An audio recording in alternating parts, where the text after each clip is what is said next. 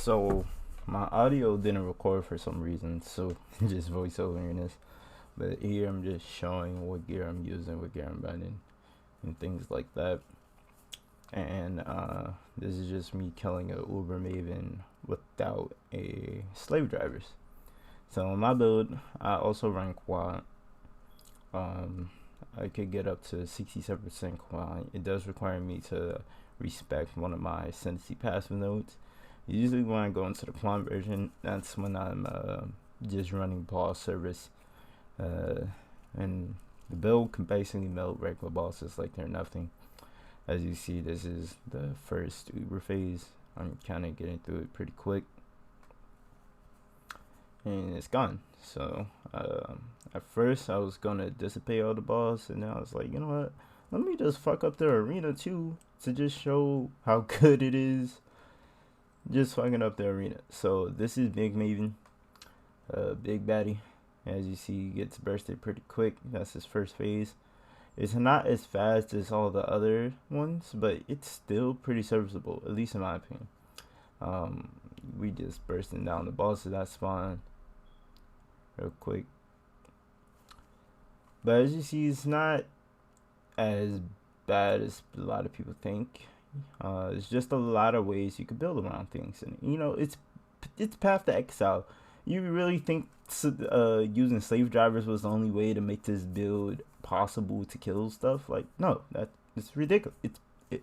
Come on, you know what game we playing. There's creative builds everywhere. You know, you just change a couple of things. This is me showing some stuff. I don't even know what I was saying right there, but literally the only required thing is the bow, quiver, and that's it. Is the bow and quiver, probably divergent, herald of agony with enhance, so you have my exposing krantz, at least a level 100 character. You know, mine's a level 98, but I say level 100 so you can have the maximum creativity, because mostly creativity comes from how you change your tree. The little changes to your tree is basically what separates everybody's build. You don't have, I'm just saying, you do not need slave drivers. It is 15 fucking divines. You do not need that shit. You just need the bow. Even when you get the bow, if you get one without the 70% summon chance, you could always just rock it without it, and just, you know, build up currency till you're able to afford it, and you'll still be able to do Ubers. You just have to be actually a little bit good at the game. I'm sorry to say, but you just gotta be a little bit good at the game and learn the attacks, dodge it. Like me, I'm not that good at the game. Right here, I died because I wasn't paying attention. I wasn't paying attention, and yeah, you already see it. That look on my face was like, oh fuck, I'm dead. But anyway, you just gotta, you know, play the game a little bit slower. Try not to face tank. Like, I don't think I'm face tanking anything here. I could face tank some stuff, but I'm still not gonna take that risk. It's just no point. Dodging all of the beams, and that's just how you're supposed to do it.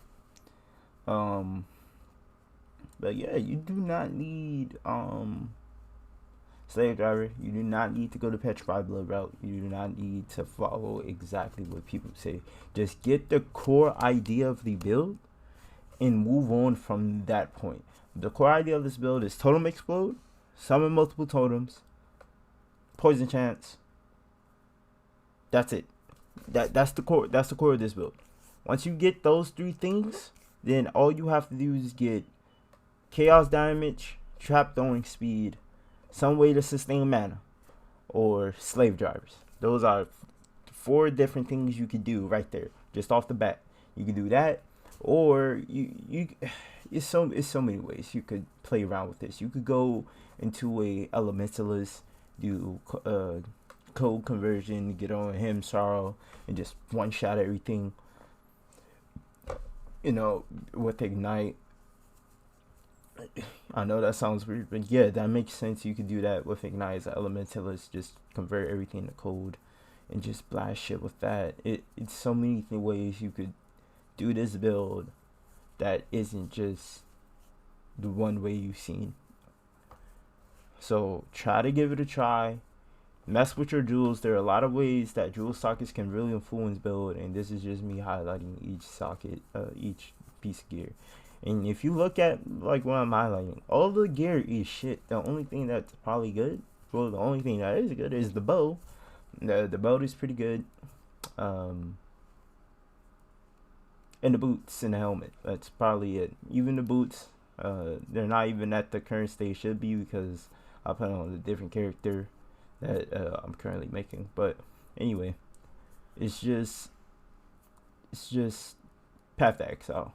Be creative. You don't have to follow everything one by one. Just do your own thing. Enjoy playing the game. I mean, if you think it's something so expensive, find a way to make it to where you can get that same effect without the same cost. That's the funnest thing to really do in this game, is realize, oh, I want to be super tanky. Ooh, I can't get all this armor. Ooh, I can't get all this evasion. Boom. Fizz to Ellie conversion. Oh, I don't want to have to use a topaz ring, topaz flask. I want to be able to have a different flask there instead of a topaz. Don't use lightning coil like everybody's telling you. There's another chest called the Cloak of Flames or whatever the hell I'm using. That's basically the same exact thing without the big downside. Instead, it has a huge upside where you don't need the main resistance that you're using to convert at all. So just think outside the box. Don't follow everybody. That's all I'm saying. Good luck.